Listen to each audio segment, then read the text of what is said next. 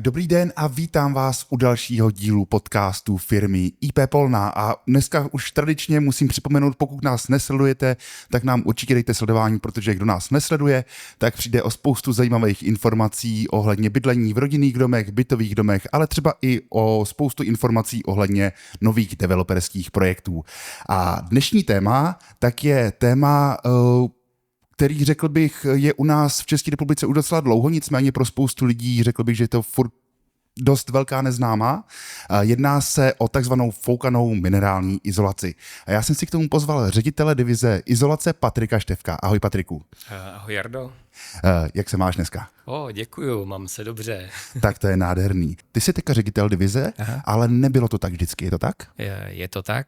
Do firmy jsem přišel jako obchodník.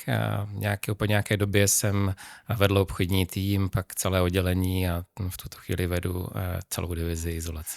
Ty jsi teda začínal v obchodě. Když porovnáš ten obchod, jaký byl třeba před 15 lety, nebo celkově to vnímání lidí ohledně izolace, je v tom nějaký rozdíl ohledně toho, jak to vnímají teď? Rozumím. V obchodě si myslím, že tolik se toho nezměnilo. Pořád je to o tom, že my jsme zaměření na toho zákazníka a jsme velmi zaměření na celou tu službu pro toho zákazníka. Co se týče vnímání zákazníků, třeba té izolace, tam vidím rozdíl, protože energetická krize a také asi dotace v posledních letech ovlivnili vnímání nebo povědomí vlastně těch zákazníků o izolaci stropu třeba i. Já bych to vzal úplně na začátek teda. Popiš nám, co je to vlastně foukaná izolace. Já si myslím, že spousta lidí tohle třeba neví i dneska. Co to vlastně je? To je pravda. Pravda je, že stále jezdíme za zákazníkem a znovu jim vysvětlujeme a vzděláváme je, jak vlastně ta foukaná izolace, co to vlastně je.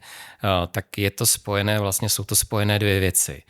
Jednak je to na jedné straně minerální izolace, to znamená materiál, který je tradiční, který tady je jako desítky let, někdy od 20. 30. let 20. století, takže má za sebou opravdu dlouhou historii a vedle toho moderní způsob aplikace a to je vlastně ta technologie foukání. Takže je to spojení nové technologie, tradičního materiálu a vlastně vzali jsme si z obou těch věcí ty výhody, takže je to materiál, který má dlouhou životnost, máme s ním nebo je na trhu leta, takže máme zkušenosti co do jeho trvanlivosti, životnosti, vlastností a pak je to technologie, která vlastně umožňuje řadu výhod pro toho zákazníka. Já když to vezmu úplně laickým pohledem, minerální izolace v podobě desek, tak už toto lidi si myslím znají. Když tuhle desku vezmu, namelují, nafoukám, je to v podstatě to samé. Ne tak docela, protože samozřejmě ten materiál, když se vyrábí pro účely té desky, tak má nějaký charakter. Jednak je tam nějaké množství vláken, je tam nějaké množství jako vzduchu, tak aby to celé vlastně jako plnilo tu roli, pro kterou je to určené. Ty desky mohou být pro fasádu, mají nějakou větší tvrdost, nebo jsou do stropu, kde jsou naopak měkké. Pro ten náš účel používáme materiál, který je přímo ve výrobě tomu určený. A vlastně já jsem to teď trošku nakousl, ono vlastně u té izolace ani nejde tak o to, nebo tu samotnou izolaci tam nedělá ten materiál, ale dělají tam ty vzduchové kapsy. Ten materiál vlastně pomáhá jenom ty kapsy vytvořit, no a díky vlastně tomu minerálu a stabilitě my můžeme vlastně toho Magmarelaxu říct, že to je materiál, který je jako dlouhodobý, má dlouhou životnost. Ty jsi tady řekl Magmarelax, což je v podstatě firmní označení toho materiálu. V čem je lepší než ostatní materiály? Dá se to tak vůbec říct? Jo, tak to doufám, že ano. Tak předně vlastně Magmarelax, tak jak ho vnímáme my, tak není jen materiál. Je to vlastně systém.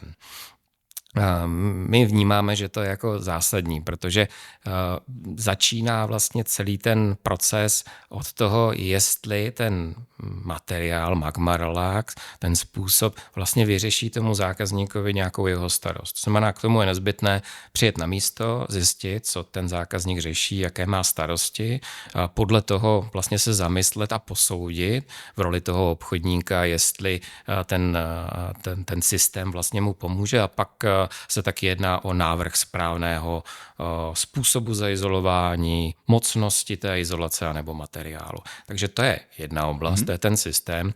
No a pak je to, já už jsem to zmínil před chvílí, jsou to vlastnosti vycházející vlastně jako z podstaty toho materiálu, to znamená, je to minerální izolace, je to roztavený čedič, materiál, který díky tomu i odolává vysokým teplotám, takže má charakter i protipožární izolace. Vedle toho je ten materiál, který se tady v tom stavebnictví používá dneska už 100 let téměř, takže můžeme říct, že je dlouhodobý, že dlouhodobě tomu zákazníkovi přinese vlastně ten užitek, ten důvod, proč si to na ten dům nechá zrealizovat. No a v neposlední řadě je to vlastně materiál, který je hydrofobizovaný. Hydrofobizovaný je proto, aby odolával vlhkosti, aby vlastně odpuzoval tu vlhkost. Dále je ošetřený nějakým olejem a proto, aby ty vlákna nepraskaly a právě byl dlouhodobý. Ty jsi mi to krásně celý zhrnul, já jsem se taky chtěl zeptat, z čeho jsou ty materiály vlastně vyrobený. To jsi mi řekl, že je z čediče, i když pro mě je to furt jako nepředstavitelná věc, ať někdo dokáže rozstavit kamen a udělat z toho vatu. Jo. Proces výroby jako cukrová vata, to vždycky používal to jeden z bývalých kolegů. Si představte, jak se dělá jako cukrová vata, tak se dělá, a to jako fakt je tak pravda, no. Vy máte za sebou už téměř 30 000 realizací po celé republice.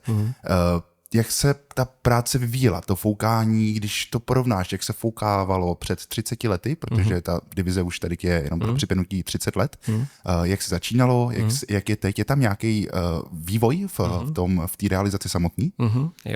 Jo, myslím si, že ano. Jako, samozřejmě od samého začátku jsme spojili ty dvě věci, to znamená tu minerální izolaci s tou technologií toho foukání, ale protože ty stroje, my jsme byli vlastně takhle, já to možná řeknu od začátku, my jsme vlastně první v České republice, kteří s technologií nebo se systémem foukané minerální izolace začali, takže bylo trochu na nás, abychom se k tomu všechno vytvořili. To znamená, na jedné straně jsme museli mít nějaký materiál, na druhé straně jsme museli mít stroje.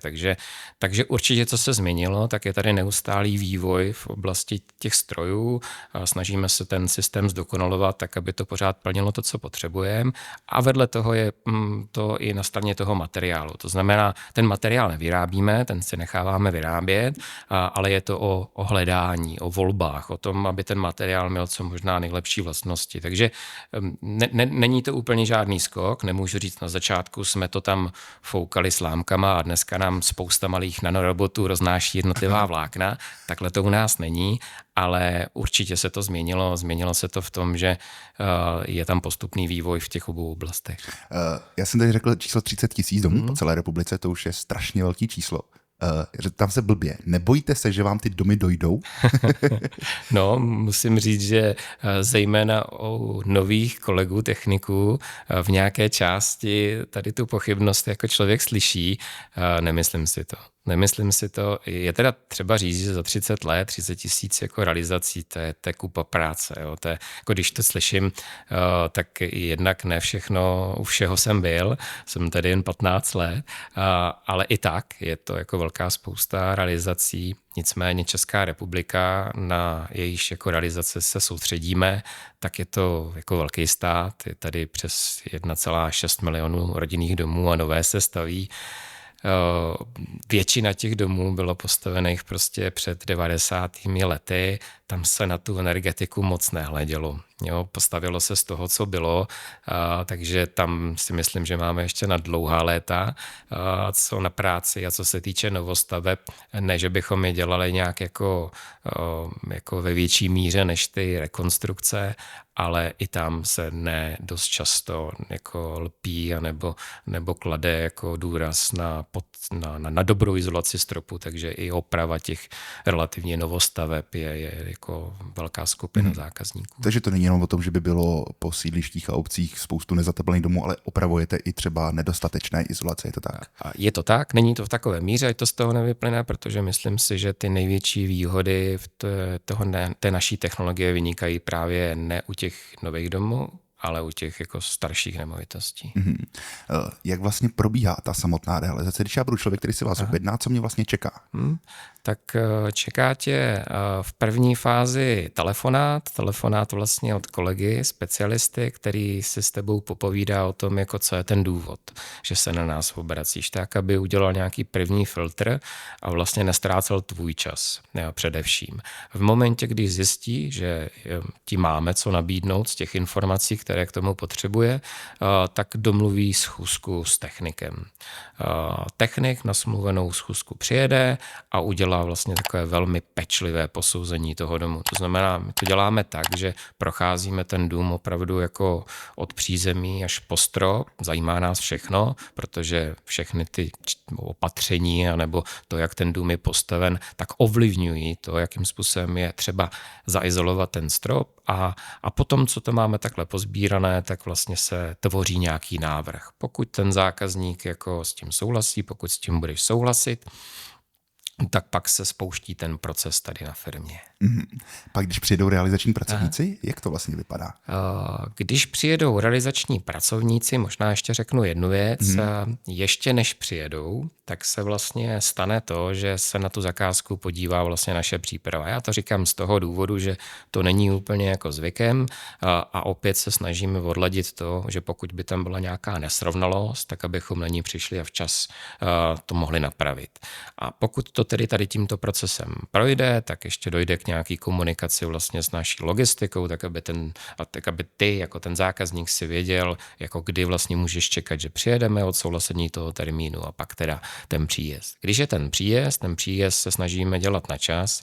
Nemáme rádi, když na někoho musíme čekat, tak to neděláme ani našim zákazníkům a vlastně vedoucí té realizační skupiny za tebou jako za tím zákazníkem přijde, představí tu partu a projde vlastně jakoby ten prostor, který máme izolovat. A zejména z toho důvodu, aby si znovu odkontroloval, že to, co má v papírech, to, na co je připravený, koresponduje s tím, co od toho čekáš ty.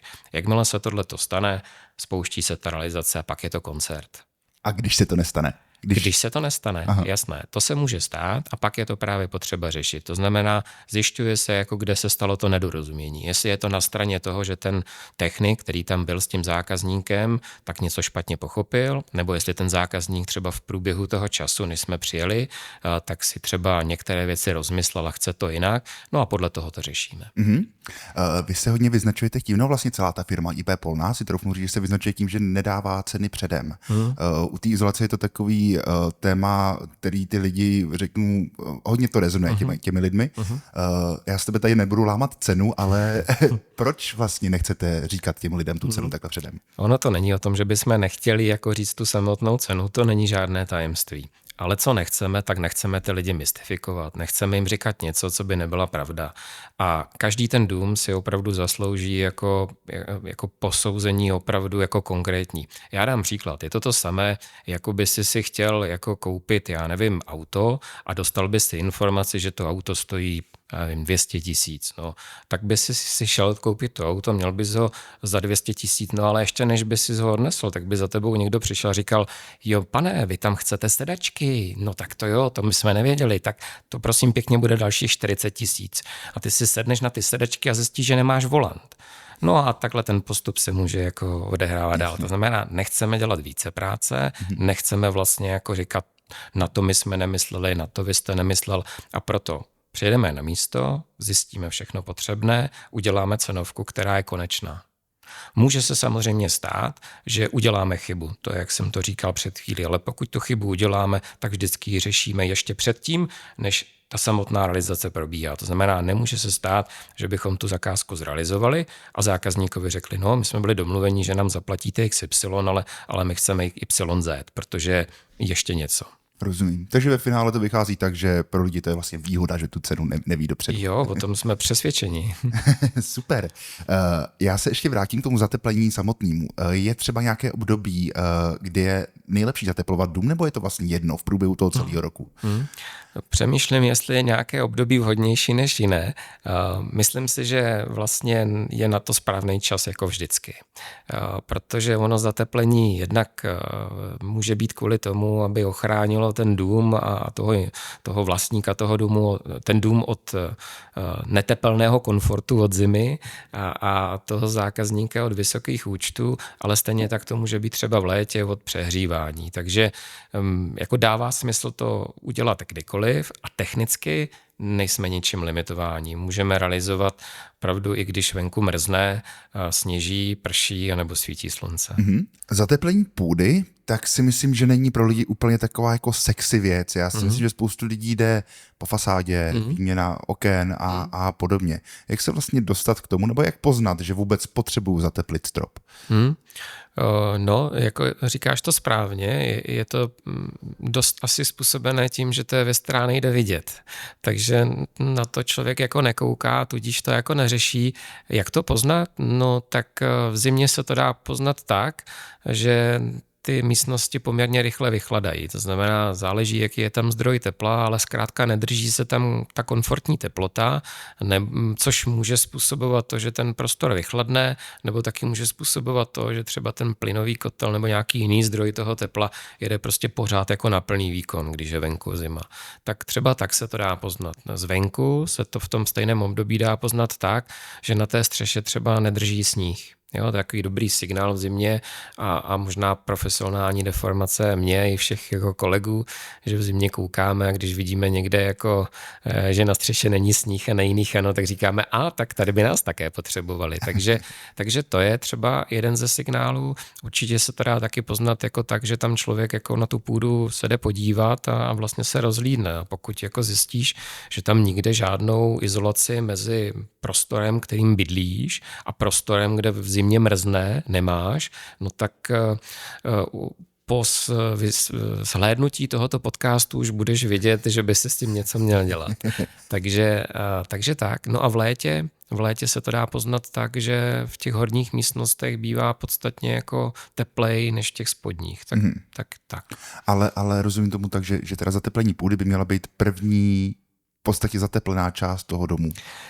No, hele, je to tak, že na tom domě můžeš udělat jako spoustu věcí. Můžeš vyměnit okna, můžeš zateplit fasádu, můžeš zateplit suterén, ale všechny ty věci mají jako nějakou posloupnost a jako začít stropem je logické, protože už z fyziky víme, že teplo stoupá vzhůru a pokud já mu tam nedám jako žádnou oporu, tak i když budu mít skvěle zateplenou fasádu a skvělá prostě okna, tak akorát z toho udělám, jak my říkáme, takový vyvložkovaný komín a všechno to teplo pustím pryč, takže ano, začal bych určitě jako zateplením toho stropu. Já třeba konkrétně bydlím v bytovém domě, bydlím přímo pod střechou, přímo nade mnou je půda, shodou okolností dutý trámový strop a zateplujete i bytové domy, i takovéhle velké plochy? Jo, nejsme limitovaní jako velikostí, jo.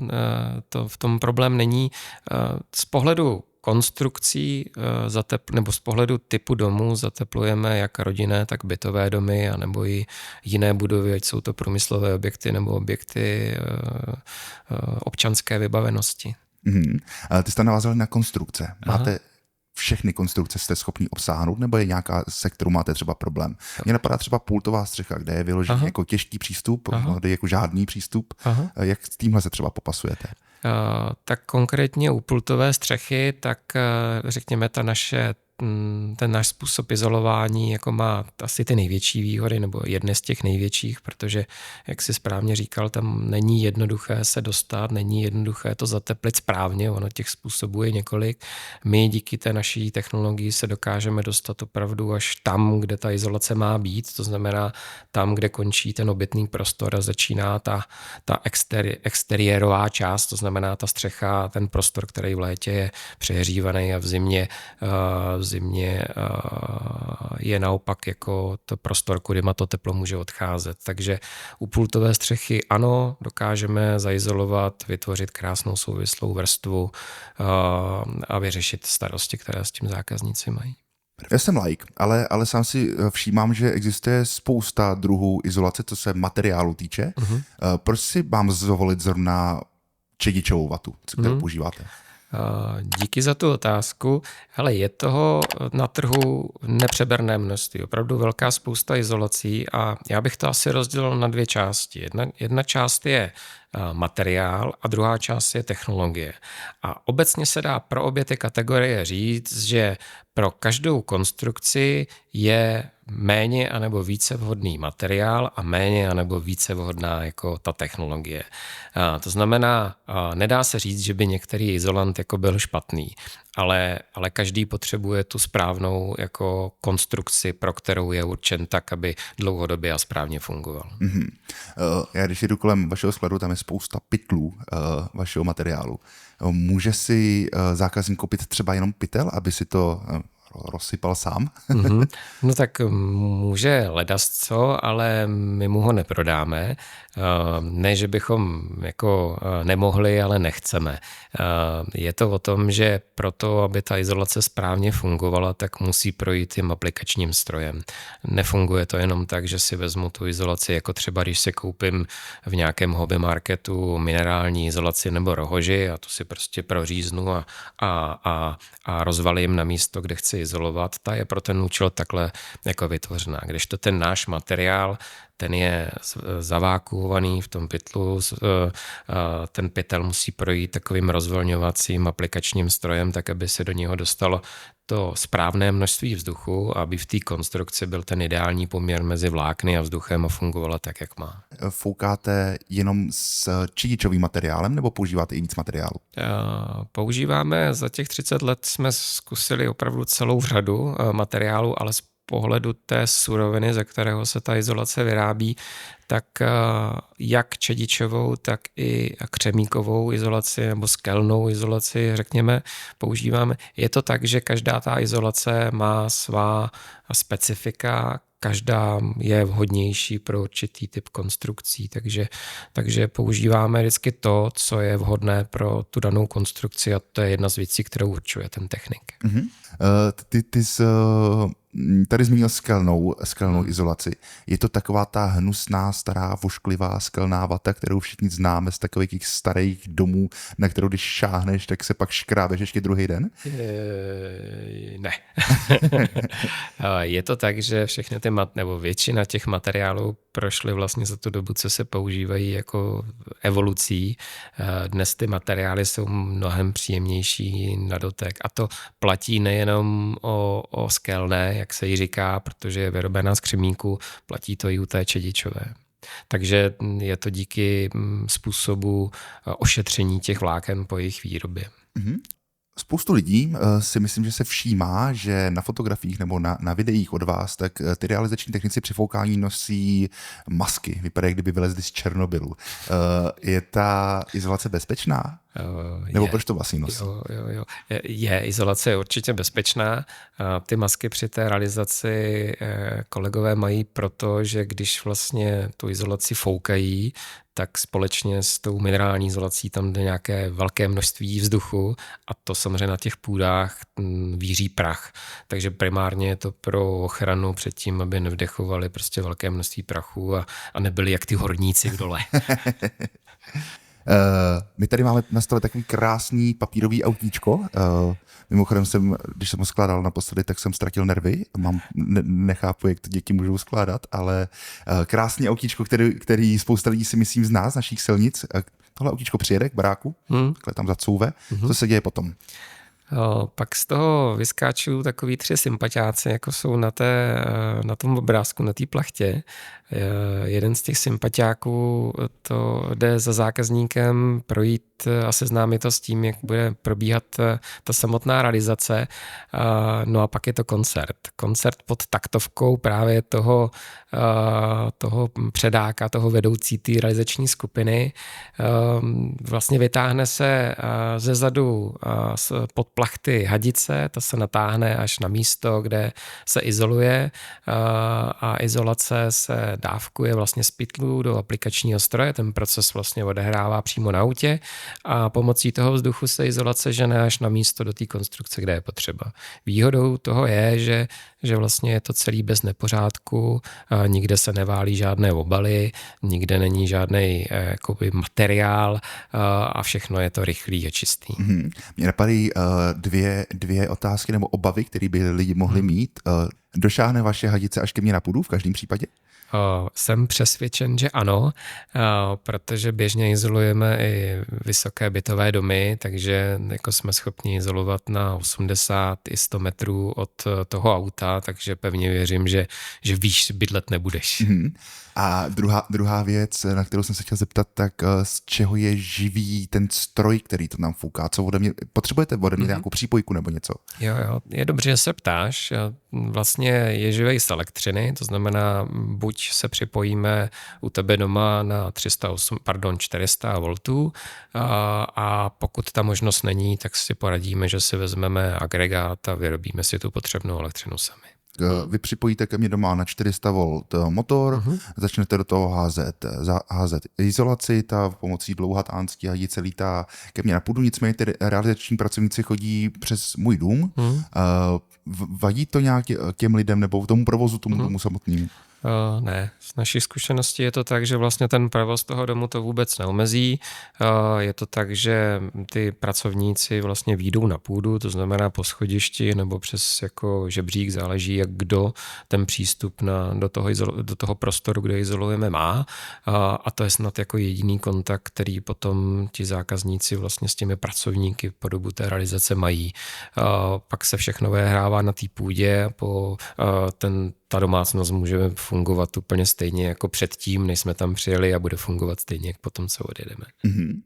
Já se přesunu malinčko dál. Přesunu se konkrétně k stropnímu systému Magma Relax. To je něco, čím se vlastně vy vyznačujete, že nabízíte těm lidem. Ono to na první pohled vypadá jednoduše. Jsou to v podstatě seskládané OSB desky, ale ono to je vlastně víc než jenom pár OSB desek sbouchaných do sebe.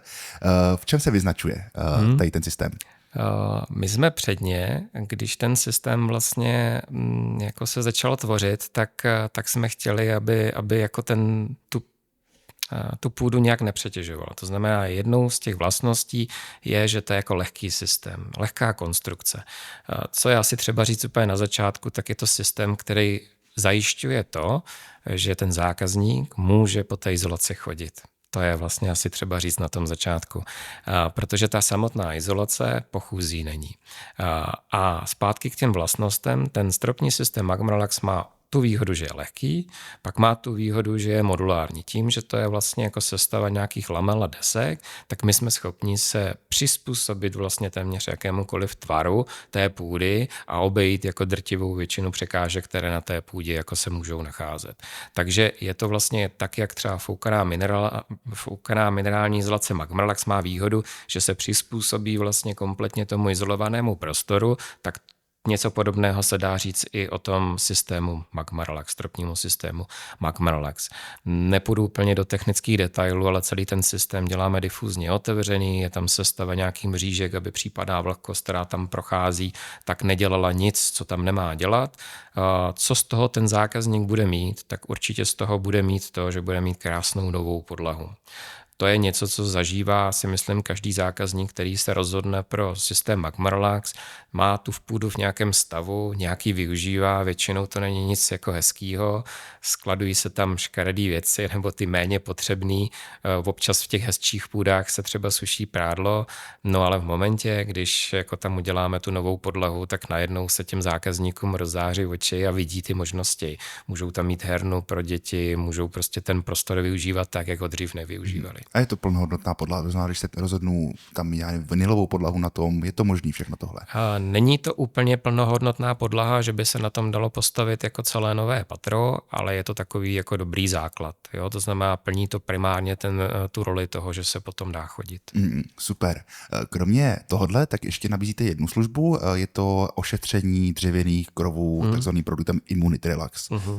Co tohle je zač? Popiš nám to. Jo, děkuji, že se na to ptáš, protože musím říct, že to je jako poměrně opomíjená věc. Jo. Dneska já jsem o tom mluvil na začátku, díky energetické krizi, díky dotacím se to povědomí zákazníků o izolaci stropu zvýšilo. To určitě ano.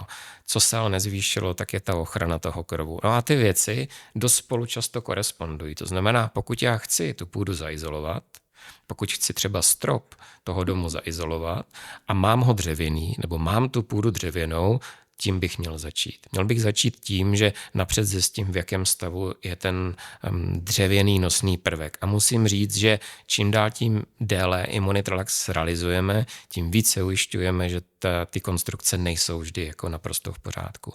No a před čím, anebo v jaké kondici vlastně by ten strop anebo střecha měla být, tak je to dřevěný prvek, to znamená dost často to bývá napadeno broukem, dřevokaznými houbami nebo plísněmi. Ale nejenom vlastně napadení je jako dobrý řešit.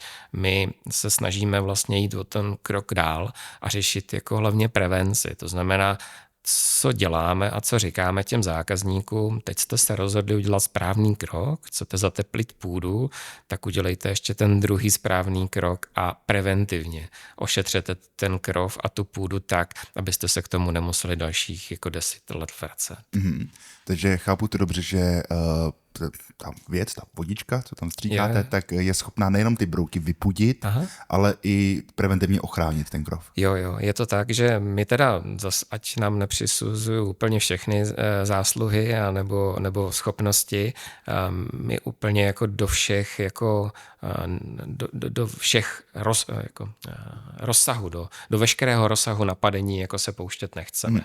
To znamená, setkáváme se bohužel i s krovy, kde ty zákazníci to třeba nevěděli, nebo to věděli a neřešili a ten stav už je havarijní. A ten stav už je havarijní tak, že už nějaký jako nástřik nebo nějaká prevence už je dávno pozdě a už je potřeba výměna, už je potřeba nějaká zásadnější oprava a to jsou věci, na které jsou specializované firmy, specializované posudky a tomu se nevěnujeme, ale tam, kde to nemá nějaké negativní dopady na statiku a je to ještě v tom začátku, tak umíme jak zahubit anebo zastavit to šíření těch nežádoucích vlivů, tak i na tom zdravém krovu dělat prevenci. A to je vlastně něco, o co se snažíme nejintenzivněji vlastně řešit tu prevenci, protože pak je jistota toho, že ta střecha, ten strop vydrží ne 50, ne 100, ale mnohem déle.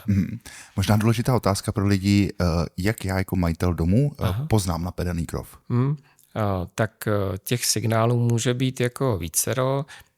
Samozřejmě pokud tam jako majitel domu přijdeš, tak můžeš být senzitivní na to, že uvidíš někde nějaké kupičky, požerové moučky, to je asi ten správný výraz, ale jsou to kupičky nějakých pilin nebo něčeho takového, což je výsledek právě těch aktivních brouků, testaříků většinou, nebo můžeš vidět, že ten krov prostě nemá pravidelný tvar, ale někde prostě se je nějak zbytečně, nebo ne zbytečně, ale nějak jako zaoblený.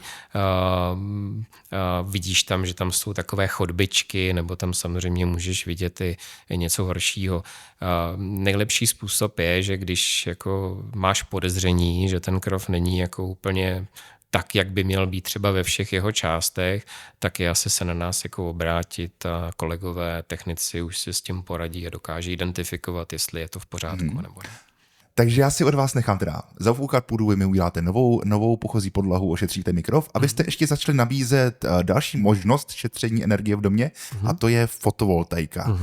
Tohle je váš úplně nejnovější produkt, nicméně já si myslím, že ten trh už je, řekl bych, skoro už přesycený těmi firmami, co montují fotovoltaiku na střechu. V čem vy se lišíte?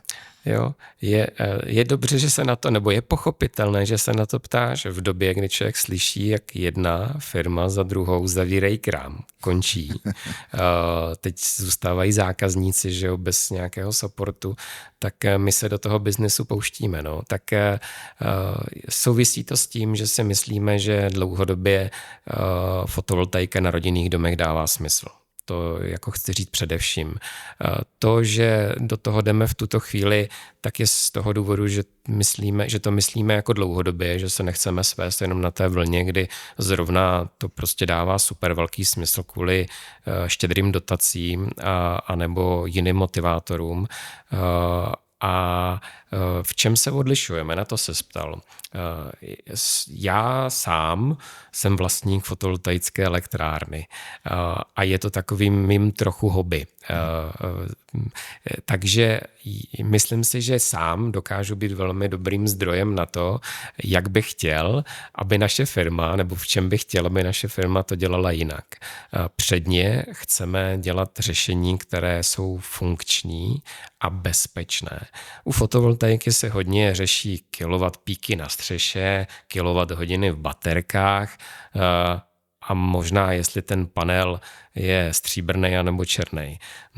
Ale to není dost, protože je to poměrně jako náročné, technologicky náročné zařízení. My vnímáme, že je velmi důležité, aby se vyřešila i bezpečnost. Proto vlastně vybíráme komponenty a sestavujeme celý ten systém té fotovoltaické elektrárny tak, aby ten zákazník mohl být v naprostém klidu. V naprostém klidu, že se nemůže nic stát, že mu celý ten systém jako bude fungovat. A teď nemyslím jenom v oblasti toho, aby to snad jako nezahořelo nebo nespůsobilo prostě nějakou škodu, ale i v případě toho, že třeba nebudou dodávky energie. Že jo? Teďka v poslední době pár dnů zpátky, předevčírem, myslím, byl ten blackout, že jo, ve Španělsku, v Barceloně, bez metra. No, tak ne každý má pod domem metro a musí ho to trápit, ale ne každý má třeba vodovod. Někdo má třeba studnu a tu vodu jako si čerpá, no a když ti nejde elektřina, tak si nenapustíš ani vodu. Asi není problém jako zůstat pár hodin jako bez elektřiny a nerozsvítit si, zejména když je den. V noci už je to složitější, no a u té vodě, to je jako takový diskomfort. Takže my třeba chceme, aby naši zákazníci v případě toho, že dojde k výpadku proudu, měli elektřinu v každý zásuvce, aby to vůbec nepoznali, aby prostě mohli jako fungovat. To znamená, je tam taková jako nezávislost, jo? Což ne každá firma takhle dělá. Takže jedna věc je bezpečnost, druhá věc je nezávislost, a další věc je funkčnost, o které jsem se bavil, to znamená to, že celý ten systém bude fungovat. Ono ta doba minulá dost nahrávala jako firmám, které to třeba s tím řemeslem nemysleli tak vážně na dlouho. A ne všechny firmy to dělali tak, že jsou funkční ty fotovoltaiky, takže je dost zákazníků, kteří tu fotovoltaiku mají, ale ani nevědí, že jim třeba nefunguje správně. Takže my v tomto bychom se chtěli primárně odlišit. Ty jsi řekl zajímavou věc, která mě zaujala a ohledně toho blackoutu a nějakého záložního zdroje z těch fotovoltaických panelů.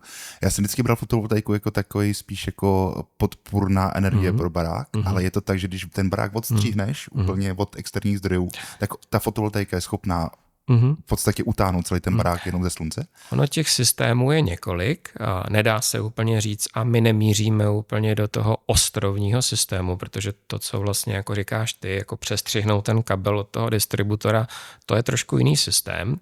Protože si myslíme, že ne každý je takovej nadšenec a má to nějaký svý jako specifika. Ale mluvím spíš o tom, že ten krátkodobý výpadek, myšleno nejenom pár minut nebo hodin, ale to může být opravdu i jako několik dnů, tak chceme, aby ten zákazník jako přečkal v plném komfortu bez toho, aniž by to mělo nějaký dopad na to, jak se mu doma bydlí.